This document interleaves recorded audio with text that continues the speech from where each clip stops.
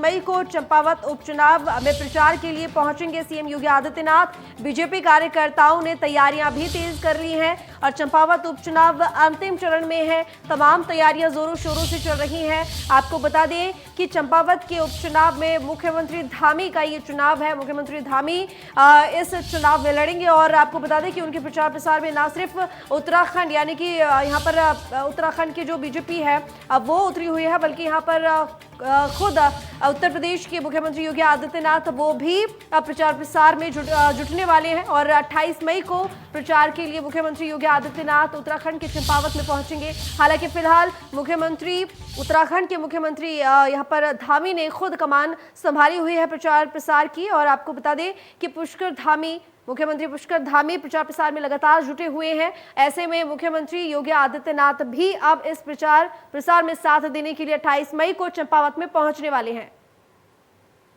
उत्तराखंड से जुड़ा हुआ है, यहीं के मूल निवासी हैं, यहीं के रहने वाले हैं, यहीं उनका जन्म हुआ, यहीं पढ़े हैं, तो निश्चित रूप से उनके आने का एक विशेष प्रभाव पड़ता है। उत्तर प्रदेश के मुख्यमंत्री हैं, वहाँ की जनता तो प्यार करती है, लेकिन उत्तराखंड की जनता उनसे बहुत प्यार करती है और वो टनकपुर बनबसा अपना कार्यक्रम दे रहे हैं मोदी हमारे पुष्कर धामी जी के समर्थन में, तो निश्चित रूप से उसका बड़ा लाभ पार्टी को।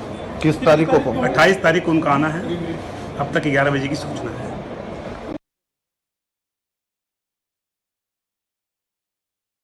तो बता दें आपको चंपावत उपचुनाव अंतिम चरण में 28 मई को चंपावत उपचुनाव में प्रचार प्रसार के लिए मुख्यमंत्री योगी आदित्यनाथ भी उत्तराखंड के चंपावत में पहुंच रहे हैं। और इससे पहले आपको बता दें कि मुख्यमंत्री पुष्कर सिंह धामी भी प्रचार प्रसार में जुटे हुए हैं। और वहीं अगर कांग्रेस की बात करें तो प्रचार प्रसार में कांग्रेस भी शामिल है और पूरी शक्ति कांग्रेस ने भी अपनी तरफ से लगा दी है। ये चुनाव काफी चुनौतीपूर्ण होने वाला है और काफी अहम है मुख्यमंत्री पुष्कर सिंह धामी के लिए चुनाव, क्योंकि इससे पहले आपको बता दें कि विधानसभा चुनाव जब हुए थे तो मुख्यमंत्री धामी खटीमा से लड़े थे, लेकिन वहां से वो हार गए और उसके बाद ये उपचुनाव इसीलिए हो रहा है और ऐसे में उनका विधानसभा जाना जरूरी है और अब वो चंपावत से चुनाव लड़ रहे हैं। ये उपचुनाव है जो कि मुख्यमंत्री पुष्कर सिंह धामी के लिए बेहद जरूरी और ऐसे में पूरी तरह से कमर कस ली है बीजेपी ने और यहाँ पर खुद मुख्यमंत्री पुष्कर सिंह धामी इसके प्रचार प्रसार में जुटे हुए हैं और आए दिन वो चंपावत जा भी रहे हैं प्रचार प्रसार के लिए। और वहीं पर अब इस मैदान में उत्तर प्रदेश के मुख्यमंत्री योगी आदित्यनाथ भी कूदने वाले हैं और अब प्रचार के लिए वो भी 28 मई को चंपावत में पहुंचेंगे और प्रचार प्रसार करेंगे।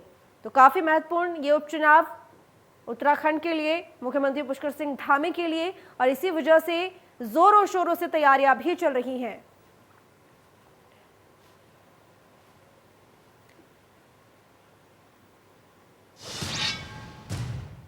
तो डॉक्टर प्रवीण कुमार हमारे साथ ब्यूरो चीफ जुड़े हुए हैं ज्यादा जानकारी के साथ। प्रवीण, देखिए जाहिर है कि ये चुनाव बहुत महत्वपूर्ण है मुख्यमंत्री पुष्कर सिंह धामी के लिए, बीजेपी सरकार के लिए, और ऐसे में जिस तरीके से अब यहाँ पर उत्तर प्रदेश के मुख्यमंत्री योगी आदित्यनाथ इस प्रचार प्रसार में जुटने वाले हैं, तो इससे एक बात तो साफ जाहिर है कि यहाँ पर उत्तराखंड की जो बीजेपी सरकार है वो इस चुनाव को हल्के में लेने की कोशिश नहीं कर रही है। बीजेपी कतई हल्के में चुनाव प्रचार को और चुनाव को नहीं ले रही है। यही वजह है कि मुख्यमंत्री खुद लगातार कैंप कर रहे हैं और तमाम जो मंत्री हैं वहां पर मौजूद हैं, साथ ही संगठन के जो बड़े नेता हैं उसको भी मैदान में उतारा गया है। सांसद भी वहां पर जगह जगह जाकर कैंपेन कर रहे हैं, मुख्यमंत्री के लिए वोट मांग रहे हैं। निश्चित तौर पर मुख्यमंत्री जब कहीं से चुनाव लड़ते हैं तो उसका असर जो अलग होता है, लोगों को लगता है कि मुख्यमंत्री सीधे तौर पर उनके विधायक जो है मुख्यमंत्री हैं, तो वोट भी पड़ता है। और उम्मीद यहाँ पे ये की जा रही है, तमाम अनुमान यही लगाए जा रहे हैं कि पुष्कर सिंह धामी जीत जाएंगे। लेकिन उत्तर प्रदेश के जो मुख्यमंत्री योगी आदित्यनाथ हैं उनका अब यहाँ पर लोकप्रियता काफी है। खुद उत्तराखंड के रहने वाले हैं योगी आदित्यनाथ, तो उनके लोकप्रियता को भी भुनाने की कोशिश बीजेपी के द्वारा है। इसी वजह से 2 या 3 कार्यक्रम में शिरकत कर सकते हैं 28 तारीख को योगी आदित्यनाथ, और उनका दौरा ये तकरीबन पहले से माना जा रहा था और इंडिया न्यूज ने दिखाया भी था कि योगी आदित्यनाथ चुनाव प्रचार के लिए आ सकते हैं। और अब ये बात कंफर्म हो गई है कि 28 तारीख को योगी आदित्यनाथ उत्तराखंड आ रहे हैं, मुख्यमंत्री के लिए वोट मांगेंगे, चुनाव प्रचार करेंगे, अपनी बात रखेंगे जनता के बीच में। बिल्कुल। और देखिए प्रवीण, एक बात तो आपने बिल्कुल ठीक कही यहाँ पर, क्योंकि बीजेपी कोई भी चुनाव को हल्के में नहीं लेती है, ये बिल्कुल ठीक है। लेकिन जिस तरीके से हम लगातार बीजेपी को सुनते रहते हैं तो ये बात कही जाती है कि उनके लिए जीतना यहाँ पर कोई मुश्किल काम नहीं है, बड़ी ही आसानी से वो यहाँ पर जीत जाएंगे। हालांकि कांग्रेस की अगर बात करें तो विपक्ष बराबर इस बात का आरोप लगाता है कि अगर जीतना इतना आसान होता तो खटीमा से क्यों नहीं जीते। बहरहाल तैयारियों की अगर बात करें तो मुख्यमंत्री योगी आदित्यनाथ वहां पर पहुंचेंगे, तैयारियां किस तरह से चल रही हैं? देखिए, तैयारी पूरी तरह से की जा रही है। तमाम जो बड़े नेता हैं बीजेपी के, वो चंपावत में मौजूद हैं। एक 1-to-1 कार्यक्रम, जितने भी कार्यक्रम हो रहे हैं, जो भी जिन नेताओं के कार्यक्रम हो रहे हैं, वो पहले से फिक्स किए जा रहे हैं। और जो बड़े नेता, खास करके हम योगी आदित्यनाथ की बात करें, 28 तारीख को जब पहुंचेंगे, उनके लिए भी निर्धारित कार्यक्रम है। बनवसा और कुछ क्षेत्र में वो कार्यक्रम में शिरकत करेंगे, वहां पे जनता को संबोधित करेंगे और पुष्कर सिंह धामी के लिए वोट मांगेंगे। महत्वपूर्ण इसलिए ये चुनाव है क्योंकि पुष्कर सिंह धामी एक बार चुनाव हार चुके। पिछले चुनाव में उनकी पार्टी उनके चेहरे पर जीत गई, लेकिन पुष्कर सिंह धामी हार गए थे। और अब पुष्कर सिंह धामी नहीं चाहते, उनके लोग ये नहीं चाहते, बीजेपी के लोग नहीं चाहते हैं कि कोई कोर कसर छोड़ा जाए। हालांकि बीजेपी के तमाम नेता आश्वस्त हैं कि पुष्कर सिंह धामी बड़े मार्जिन से जीतेंगे, लेकिन कोई कोर कसर नहीं छोड़ना चाहते हैं। इसी वजह से पूरी ताकत बीजेपी की तरफ से लगाई जा रही है। लेकिन प्रवीण, अगर जमीनी स्थिति की हम बात करें तो जाहिर है कि यहाँ से कैलाश गहतौड़ी ने अपनी सीट छोड़ी है। जीती तो बीजेपी थी, हालांकि उससे पहले कांग्रेस जीतती आ रही थी, लेकिन कांग्रेस को हराकर बीजेपी का जीतना तो शायद हो सकता है कि इस बार, क्योंकि मुख्यमंत्री पुष्कर सिंह धामी यहाँ पर चुनाव लड़ेंगे, तो हो सकता है कि बीजेपी जीत भी जाए। खैर, ये तो आगे देखा जाएगा। लेकिन समीकरण की बात करें तो क्या कहते हैं? समीकरण के को इसी बात से समझा जा सकता है कि जो वहां के पर कांग्रेस के परंपरागत जो उम्मीदवार हैं, हिमेश खरकवाल, उन्होंने चुनाव लड़ने से मना कर दिया था। कहा यह जा रहा है कि आला कमान को उसने कह दिया था कि हमारे पास बहुत ज्यादा चुनाव लड़ने का अभी स्थिति में मैं नहीं हूं। और पिछले अभी कुछ दिनों पहले ही चुनाव लड़ा था, तो आर्थिक तंगी उन्होंने इसका हवाला दिया था।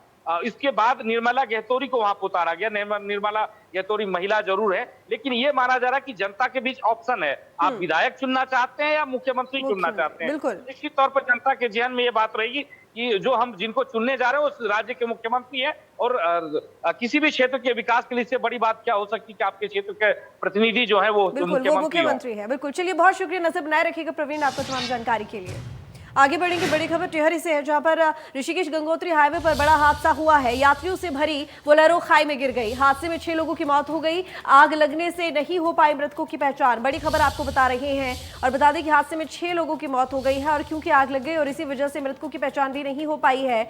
और टिहरी ऋषिकेश गंगोत्री हाईवे पर यह बड़ा हादसा हुआ है। यात्रियों से भरी बोलेरो खाई में गिर गई और इस हादसे में 6 लोगों की मौत भी हो गई है। और सबसे जो गंभीर बात रही वो ये कि आग लगने से जो मृतकों की पहचान है वो हो भी नहीं पाई है। 6 लोगों की मौत इस बड़े हादसे में, लेकिन क्योंकि जो बोलेरो गिरी उसमें आग लग गई और इसी वजह से, आग लगने की वजह से जो मृतक इस हादसे में जिनकी मौत हुई है उनकी पहचान भी नहीं हो पाई है।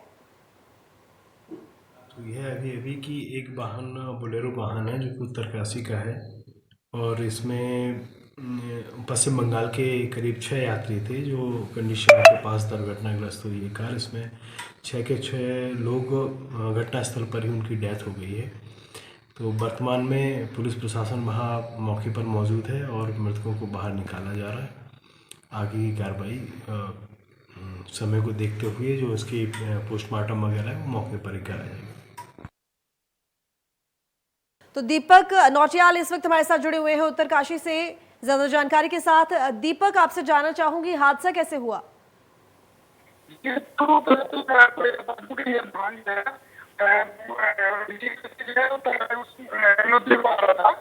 और ये एक जगह पे यहाँ पे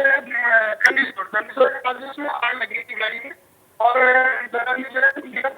नियंत्रण खो गया था। दीपक, आपकी आवाज ठीक तरीके से नहीं मिल पा रही है, नेटवर्क एरिया में आइए और फिर बताइए।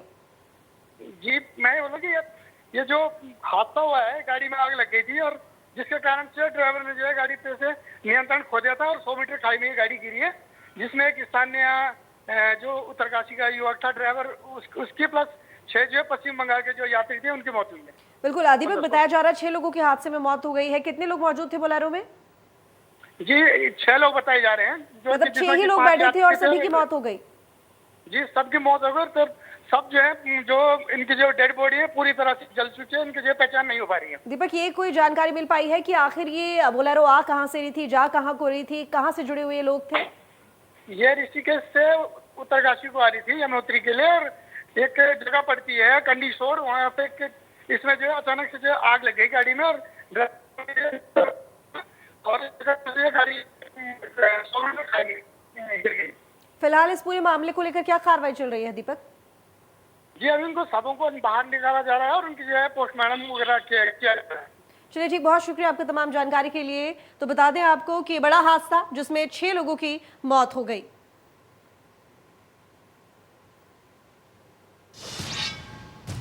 तो इस वक्त की बड़ी खबर आपको बता रहे हैं। एक बड़ी खबर आ रही है चंपावत उपचुनाव को लेकर। सीएम पुष्कर सिंह धामी ने मीडिया से बातचीत में कहा कि चंपावत का चुनाव वहां की देवतुल्य जनता के आशीर्वाद से आगे बढ़ रहा है। चंपावत के लोगों का और अन्य दलों का भी साथ मिल रहा है। जिस तरह से बारिश के मौसम में भी दूरस्थ इलाकों के लोग आ रहे हैं, इससे आने वाले समय में चंपावत के लोगों का आदर्श, चंपावत का सपना पूरा होगा। तो बता दें आपको, सीएम पुष्कर सिंह धामी जिन्होंने मीडिया से बातचीत की और साथ ही ये भी बताया कि किस तरीके से उन्हें यहां पर जनता का समर्थन मिल रहा है, जिस तरीके से तमाम लोग चंपावत के उनसे मिलने पहुंच रहे हैं, जबकि मौसम साथ नहीं दे रहा है, उसके बावजूद भी दूरस्थ इलाकों से लोग वहां पर पहुंच रहे हैं, उनकी जनसभाओं में पहुंच रहे हैं मिलने के लिए। इससे मुख्यमंत्री पुष्कर सिंह धामी ने कहा कि जाहिर है कि समर्थन मिल रहा है, तो ऐसे में जीत की अगर बात करें तो वो पक्की है, तो लोगों का साथ मिल रहा है। कहा कि देवतुल्य जनता ने आशीर्वाद दिया है और वो जो आशीर्वाद है वो आगे भी बढ़ रहा है। का चुनाव वहाँ की देवतुल्य जनता के आशीर्वाद से आगे बढ़ रहा है और हम लोगों को सभी का आशीर्वाद मिल रहा है, सभी अन्य दलों के लोगों का भी आशीर्वाद मिल रहा है, सभी लोग आगे आ रहे हैं और निश्चित रूप से ये हमारे लिए भी हमारे मन में भी एक दृढ़ संकल्प बना रहा है कि जिस प्रकार से वहाँ पर बरसात के समय में वहाँ पर बिल्कुल दूरस्थ क्षेत्रों में माताएं, बहनें, नौजवान, बड़े बुजुर्ग सभी लोग आगे आ रहे हैं, तो वो चंपावत को निश्चित रूप से आगे आने वाले समय में एक आदर्श चंपावत बनाने की उनकी जो कल्पना है, उनकी संकल्पना है, जो उनकी आशा और विश्वास है, उसको निश्चित रूप से हम लोग आगे बढ़ाएंगे। पूरी पार्टी हमारी आगे बढ़ाएगी और हमारी सरकार। तो बारिश के मौसम में भी दूरस्थ इलाकों से लोग आ रहे हैं मिलने के लिए मुख्यमंत्री पुष्कर सिंह धामी, जिन्होंने मीडिया से बातचीत की और उन्होंने कहा कि लोगों और अन्य दलों का भी साथ मिल रहा है। इसके साथ ही जो देवतुल्य जनता है उनका भी आशीर्वाद मिल रहा है और इसी तरह से हम आगे बढ़ रहे हैं और आगे बढ़ेंगे। तो प्रदेश में बारिश के अलर्ट को लेकर मुख्यमंत्री पुष्कर सिंह धामी ने चारधाम यात्रा पर आ रहे श्रद्धालुओं से यात्रा ना करने की अपील की है।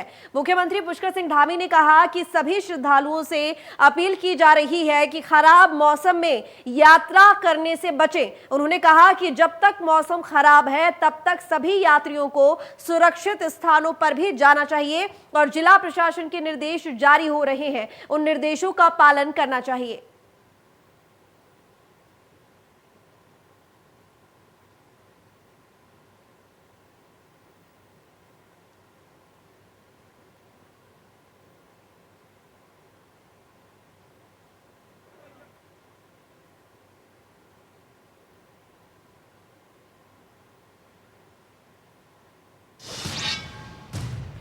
विश्व जैव विविधता दिवस के अवसर पर उच्च हिमालयी झील नूरीताल में जूनियर रेड क्रॉस के छात्र छात्राओं को वन्य जीवों व उच्च हिमालय क्षेत्रों में मौजूद वनस्पतियों व जड़ी बूटियों के संरक्षण हेतु शपथ दिलाई गई। इस अवसर पर जूनियर रेड क्रॉस प्रभारी व विज्ञान शिक्षक डॉक्टर शंभू प्रसाद नौटियाल ने छात्र छात्राओं को इस वर्ष की थीम सभी जीवन के लिए एक साझा भविष्य का निर्माण पर जानकारी दी व नूरीताल की पारिस्थितिकीय जैव विविधता व जैविक व अजैविक घटकों का अध्ययन और इस स्थल पर मौजूद विभिन्न प्रकार की वनस्पतियों की पहचान भी कराई।